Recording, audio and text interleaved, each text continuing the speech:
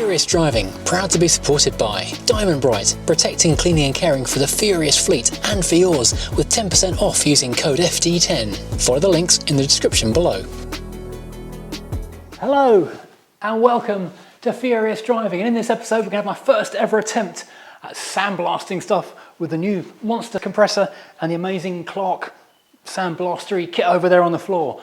This is hopefully going to be quite exciting.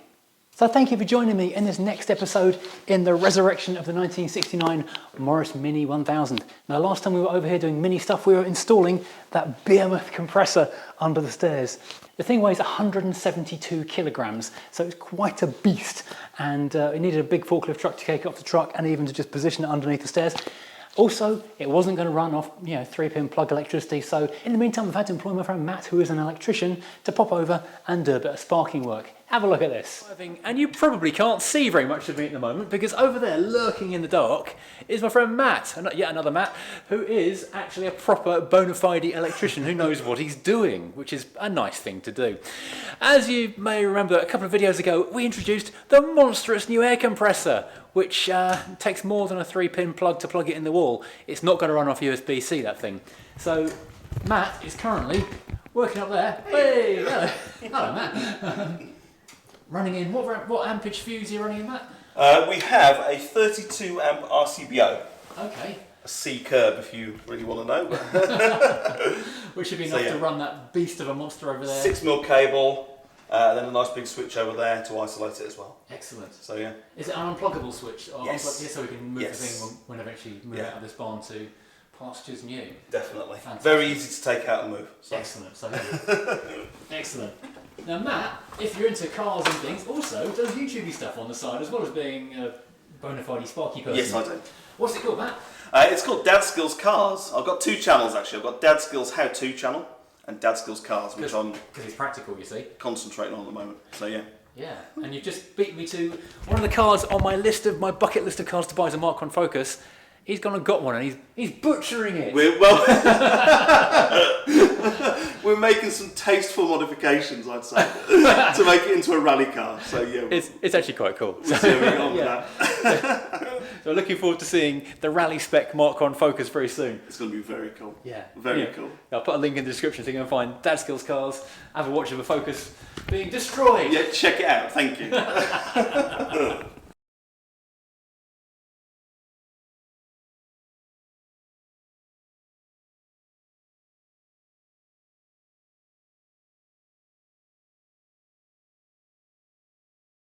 Does anyone ever shout bang at this point? Decorators. Bloody decorators. They think it's the first time I've ever heard it. Bang! Hilarious! Okay, so here we are. Everything is primed and ready to go. Matt is on the ladder. I'm ready when you are. Switch is off. Okay, power us on for the first time, Matt. Power's on. Power's on here. Fire in the hole.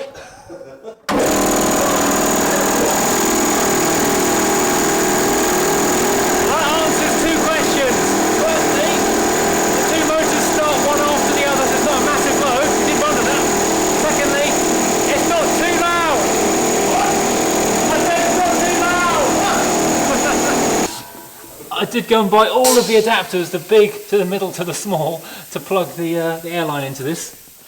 So now I just need to go and get myself some abrasive material and string up a temporary booth to do the blasting in. This is very exciting. Oh, the other thing I didn't tell you about, I've been loaned a rotisserie. A very nice guy called Neil got in contact after the last video, said he's got a rotisserie which he's not using since he restored his Mini. He's been in the garage ever since, so there's a lot more of it upstairs.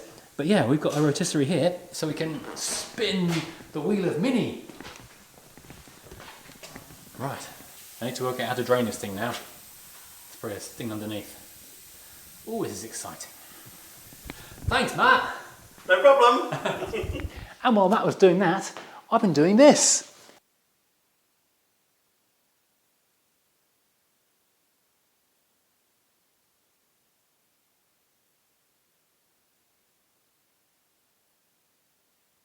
Trying to get the last few components out of the shell of the Morris Mini itself. So the only things waiting to be taken off this body shell now are the starter motor relay down here, the wiper motor up here, and this bit of hydroelastic here, which is proving very, very recalcitrant. So I brought the heat extraction tool to try and free this thing off.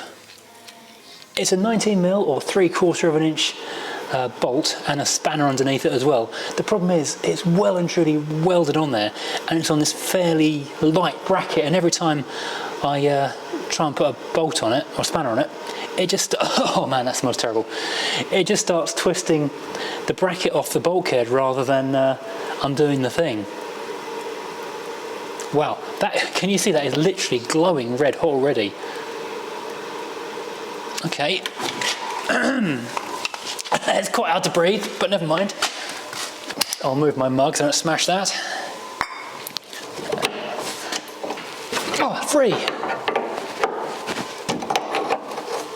It's amazing what extreme heat can achieve. And I've said this before, the most important thing to do at this point is not to go and stick your finger in there and start undoing it by hand, because it's so nice and easy to do now.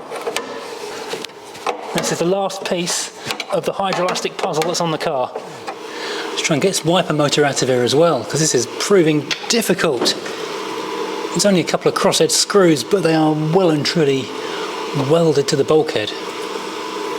It's interesting, you feel a little kind of vibration through the tool as it works. Hopefully, once it's extremely hot, you don't need extreme violence.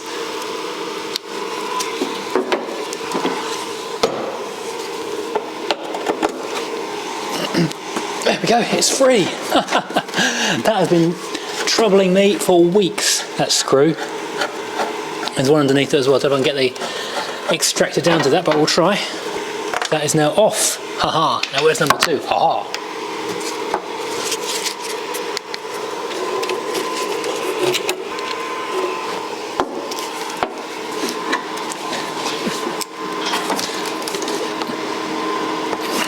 Yes. It's free! A strange choice of fixing a crosshead screw, a Phillips type screw, in an application like that. It really is. This tool is so insanely useful, because I've been attacking that with penetrating oil and hammers and things for ages, and literally a few seconds with this thing, bang, it's free. It's not a cheap tool, but the hours it saves are just worth the weight in gold. Oh, there's a third one. Oh, son of a... To quote Mr. Burns, son of a... Ah, you know what? That's going to come off as well. I don't know how there's so much bit of tree inside a car which was stored indoors. So this bracket's actually held on by a variety of different bolts with random sizes for some reason. No idea why. There's 4 different bolt sizes on here. I managed to find 3 of them so far. Let's free this off. Okay, that's surprisingly loose. I thought that was going to be a knuckle smasher. It wasn't. I have been attacking these with a 1/2 inch underneath, a 1/2 inch on top, because the one end is underneath the dashboard and one end is in the engine bay, but they get halfway out and then they just grind up with just rusted up threads. I think I might just cut these off, because I'll be better off replacing these with non-rusty fixings later on. Stop wasting my time. Now in theory I should just be able to unbolt these little ring nuts off the wiper spindles, and then that's wrong. That's weird. Curiously, this seems to be like a metric size. The imperials don't fit very tight. The last few bits really to come out are the last bits of the electrical loom. Basically, we are then completely an empty shell. But now the moment has come to fire that thing up for a proper like, because now we've got that wired in, it's in position. We've got the blasting tool, that's all ready to go. I've taken a couple of trips down to Machine Mart to ensure that I did have the right connectors in order to connect everything to everything else, and now we're ready to go. But I'm not going to go blasting in straight away on the car itself, because media blasting, not sand blasting, because we don't use sand these days, it has potential to cause damage. So we're going to have an easy start with the subframe, which is on the floor over there, because that's very heavy duty solid steel. It's not rusty because it was a new component the previous owner bought but never installed, but 30 years in the garage, it has got surface rust on it, so I'm going to start taking that surface rust off just as a practice measure to work out how to use the thing. Now when I come to do the car itself, the plan is to use this point here in the barn where it goes very tall to sheet off with big plastic sheets and make this end of the room a separate unit, the blasting chamber if you will. So the cars will all be covered individually with sheets as well because it's not going to stop dust getting through. Punto is beside the camera, that'll go outside, everything will be sheeted off. I've got lots of my PPE to wear, but that is the idea, to make this into a contained unit, this end of the room. The compressor will be boxed off in its own box. Someone suggested using that thick insulation foam with the silver backing because that'll make a noise and heat-proof area for it to be in that can protect it further from the dust. So that'll be over there, out of the way, and that's the idea. I was going to use ground glass. That was apparently very good. I spoke to a company called Martin's Bargains, sandblasters.co.uk. Did pay for this, it's not a freebie. They recommended they're using aluminium oxide. I think they sent me about 50 kilos, 2 big bags of it. So they recommended that would be about enough to do the Mini. So fingers crossed it is, because it's not cheap. So for this first effort, I'm going to take this out into the hallway, sheet up so I can catch what I use and maybe use it again and see how we got on with our first ever attempt at sandblasting. So that is connected in there. That's connected on there. Now let's load some stuff into this thing. Power on. Okay, here we go, and let's see how we go. Wow, that is insanely effective. Bit on the loud side.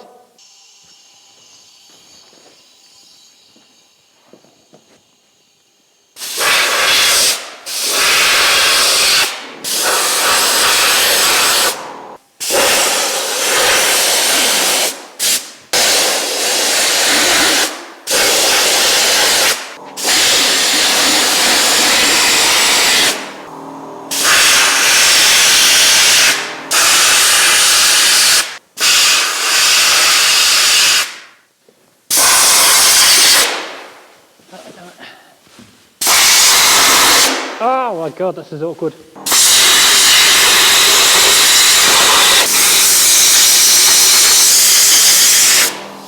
Well, that was an exciting first go at media blasting, sandblasting, and I learnt a few important lessons that having never done it before, wouldn't have known otherwise. First of all, the machine definitely likes to have more grit in it than less, because I was only putting a little bit in at a time, not really knowing how much it was going to use. And as it got through it, I found I was having to shake the drum to kind of sift it down and get it to keep on moving into the gun every now and then.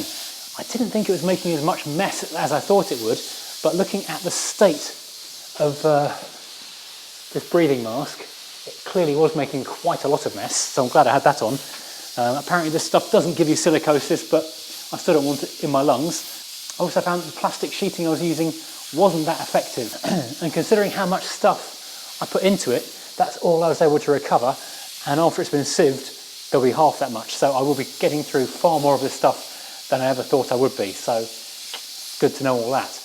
Anyway, this has been an important and interesting learning curve. I mean, I've never done this before, so I didn't know what to expect at all. So this has been quite fun. Well, interesting. This has come up, well, the small amount I've done has come up really, really well. So now I know how to use it. I can now get this entire subframe looking really good. And next time we come back, the rest of the car, that's going to be a monster task, but the hissing you can hear right now is the air vent draining down. Things have taken an interesting turn this afternoon because as I drove over to here, I lost all brakes in the Freelander. So fortunately, I was in the little lanes not far from the barn, so I was able to limp it here, and it's parked outside. And so I might have to take a short break from fixing old cars in order to go and fix the new car because I need to know what's wrong with it. Oh well. So thank you to Machine Mart for making this kind of stuff available, because without it, there'd be sandpaper and a wire brush and forever. Anyway, the Mini is now moving along rapidly, so thank you for watching and join us again next time. Well, when we're fixing the Freelander probably.